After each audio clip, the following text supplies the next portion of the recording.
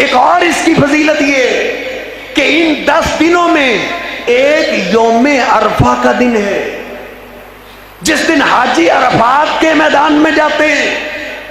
میں تو یہ بھی کہتا ہوں اگر ان 10 دنوں کی فضیلت کے لیے کوئی اور بات نہ بھی کہی جائے، ان 10 دنوں کی فضیلت کے لیے اتنا ہی کافی ہے کہ ان 10 دنوں میں ایک دن یوم عرفہ ہے۔ اور عرفہ کے دن کی شان ہم تو سن ہی سکتے ہیں، زیادہ اچھے طریقے سے تو وہی لوگ جانتے ہیں جن کو اللہ پاک نے عرفہ کی حاضری نصیب کی۔ اللہ رب العزت ہم سب کو ادھر لے جائے جہاں دنیا کے کونے کونے سے لوگ آئے ہوئے، کوئی افریقہ کے جنگلوں سے آیا، کوئی افغانستان کے پہاڑوں سے نکل کے آیا، کوئی کشمیر کی وادیوں سے آیا، کوئی پاکستان کے میدانوں سے آیا، کوئی برما کے جزیروں سے چل کے آیا، اپنا اپنا کلچر چھوڑ کے کفن کی طرح کی 2 چادریں پہنے ہوئے سب امیر اور غریب ایک بن کے اکٹھے ہو کے عرفات کے میدان میں آئے ہوتے ہیں، اور ادھر کی سسکییں ادھر کی آہیں۔ نبی پاک صلی اللہ علیہ وسلم فرماتے ہیں، مسلم شریف میں ہے، لَيَدْنُ تَبَارَكَ وَتَعَالَى، جب حاجی عرفات کے میدان میں ہوتے ہیں اللہ پاک قریب آ جاتا ہے، قریب آتا ہے جیسے اس کی شان کے لائق ہے۔ جب قریب آتا ہے تجلی، اللہ رب العزت اپنی برکتیں نازل کرتا ہے، رحمتیں نازل کرتا ہے، ان رحمتوں اور برکتوں کی وجہ سے پتھر سے پتھر دل انسان پگھل جاتے ہیں، اور ادھر سسکیوں کی آوازیں، رونے کی آوازیں، ہر طرف سے صدا آ رہی ہوتی ہے، لبیک لبیک لا شریک لک لبیک، اے اللہ تیرے دربار پہ میں حاضر ہوں، لا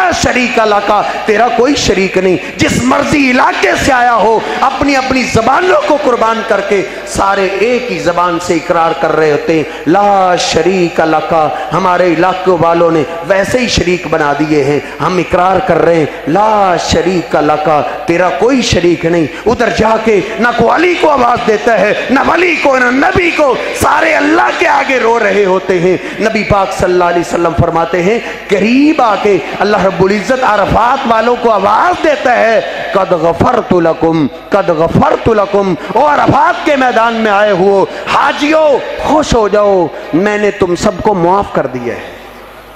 اگر تمہارے گناہ ریت کے ذروں کے برابر ہوں، اگر تمہارے گناہوں کو زمین پہ رکھا جائے آسمان تک پہنچ جائیں، قد غفرت لکم، آج عرفات کے دن میں نے تم سب کو معاف کر دیا ہے۔ بلکہ نبی پاک صلی اللہ علیہ وسلم فرماتے ہیں اللہ رب العزت ان کو آواز دیتا ہے، وَلِمَنْ شَفَعْتُمْ لَهُ، اے حاجیو میں نے تمہیں تو معاف کر ہی دیا ہے، آج عرفات کے میدان میں جس کا نام لے کے تم سفارش کرو گے اے اللہ اس کو بھی معاف کر دے۔ اللہ کہتا ہے میں نے اس کو بھی معاف کر دیا ہے۔ مسلم شریف میں ہے نبی پاک صلی اللہ علیہ وسلم اس لیے فرمایا کرتے تھے ما من یوم اکثر ان یعتق اللہ عبیدا من النار من یوم عرفہ، پورے سال میں سے ایک دن ایسا ہے جس دن سب سے زیادہ لوگوں کو جہنم سے آزاد کیا جاتا ہے، وہ یوم عرفہ کا دن ہے۔ عرفہ کا دن ہے، عرفہ کا دن اللہ رب العزت کی رحمت جوش میں ہوتی ہے، اور کوئی آدمی بھی اس رحمت سے خالی نہیں جاتا۔ نبی پاک صلی اللہ علیہ وسلم نے تو یوں تک فرمایا ہے جو عرفہ کے میدان میں حاضر نہ ہو سکے، عرفہ کے میدان میں نہ جا سکے، وہ اپنے گھر میں رہ کر عرفہ کے دن کا روزہ ہی رکھ لے، 9 تاریخ کے روزے کا ہی اہتمام کر لے، کیا ملے گا؟ مسلم شریف میں نبی پاک صلی اللہ علیہ وسلم فرماتے ہیں، آپ نے فرمایا یکفر السنۃ الماضیۃ والباقیہ، یہ روزہ تو ایک ہے، ایک روزہ رکھنے سے اللہ پاک اپنے بندوں کے 2 سال کے گناہ معاف کر دیتا ہے۔ السنۃ الماضیہ، ایک وہ سال جو گزر گیا ہے، جو ختم ہو رہا ہے، اسلامی تاریخ کا یہ آخری مہینہ ذو الحجہ ختم ہو رہا ہے، اور اس سال میں جتنے گناہ کیے ایک روزے سے اللہ وہ بھی معاف کر دیتا ہے۔ والباقیہ، اللہ کے علم میں ہے میرے اس بندے سے آئندہ سال کیا کیا گناہ ہوں گے، اس ایک دن کی وجہ سے اللہ آنے والے سال کے ایڈوانس ہی گناہ معاف کر دیتا ہے۔ رمضان کے روزے رکھنے سے گناہ معاف ہوتے ہیں لیکن پچھلے،